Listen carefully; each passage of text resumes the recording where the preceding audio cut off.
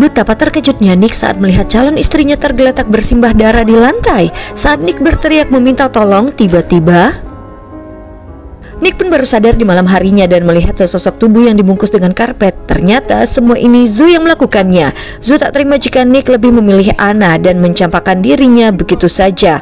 Nick tak menyangka semua ini membuat Anna harus kehilangan nyawanya.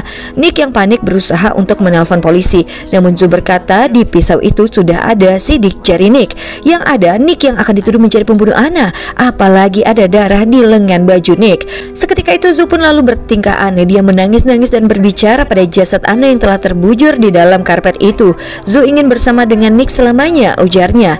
Nick diminta untuk membawa jasad itu dan membakarnya dan juga jaketnya.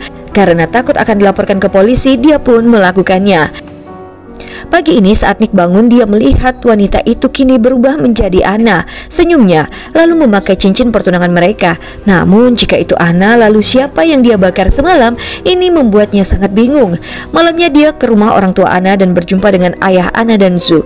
Nick lalu menangis sejadi-jadinya. Dia ingin mengakui semua perbuatannya. Dengan terbata-bata Nick meminta maaf. Dia lalu berkata bahwa Anna telah mati.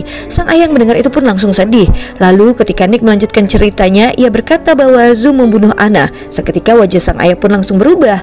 Nick mengakui semuanya bahwa dia berselingkuh dengan Zhu dan Zhu akhirnya menghabisi Anna. Hal yang mengejutkan keluar dari mulut sang ayah bahwa Zhu sudah meninggal 3 tahun lalu. Di saat itu Anna menemukan jasad kembarannya tergeletak di lantai. Zhu menghabisi nyawanya sendiri setelah mengetahui kekasihnya berselingkuh. Dan Anna mengalami trauma yang luar biasa. Sang ayah pun menunjukkan foto-fotonya. Disinilah Nick baru percaya, namun dia menjadi bingung. Ia sungguh melihat dengan mata kepalanya sendiri bahwa ada jasad di sana. Usut punya usut, ternyata Anna mengalami skizofrenia. Ia sering menganggap Zhu masih ada dan kadang ia menjadi Zhu, memakai pakaian yang sama dan berbicara dan berkata-kata seperti Zhu. Makin lama kegilaan Anna semakin menjadi dan orang-orang sering melihatnya berbicara sendiri. Nick berkata bahwa dia benar-benar melihat jasad itu, tubuh yang digulung di dalam karpet lalu ia bakar. Ternyata Anna sudah merencanakan semuanya. Dia lalu menyuruh orang untuk memukul Nick hingga pingsan, namun tubuh yang dibakar itu juga sungguhan. Jadi siapa yang dibakar oleh Nick? Ternyata tubuh itu adalah tubuh Rebecca, adik Nick yang dihabisi oleh Anna yang posesif ini. Anna lah yang telah membunuhnya dan kini Nick membakar jasad adiknya sendiri. Tak lama kemudian Anna pun muncul dan menuduh Nick bahwa sudah membunuh adiknya sendiri untuk memperebutkan uang ibu mereka. Anna lari ke atas ketika Nick dan ayahnya jatuh. Nick lalu mengejarnya dan memasuki kamar Anna. Ternyata di sana ibunya sudah ada dan melindungi Anna. Ia berkata bahwa Anna boleh menjadi siapa saja yang ia mau. Sang ayah lalu mencoba menengahi keributan ini, namun Anna malah menyalahkan ayahnya yang dahulu pernah selingkuh dan Zhu yang mentalnya rusak karena memergoki perselingkuhan sang ayah.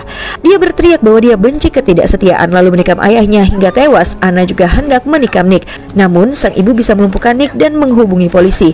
Nick yang tadinya pingsan akhirnya pun sadar diri, namun ternyata Anna dan ibunya kompak menyalahkan Nick dan menyebut Nick telah membunuh ayah Anna dan membunuh Rebecca adiknya hingga Nick pun ditangkap oleh polisi. Sungguh Nick sangat tak beruntung karena jatuh cinta dengan seorang gadis gila seperti Anna. Dan ternyata baru diketahui penyebab Zhu bunuh diri adalah Anna yang ketahuan berselingkuh dengan kekasih Zhu. Dan cerita pun selesai. Sampai jumpa di cerita film seru lainnya. Sekian dan terima gaji.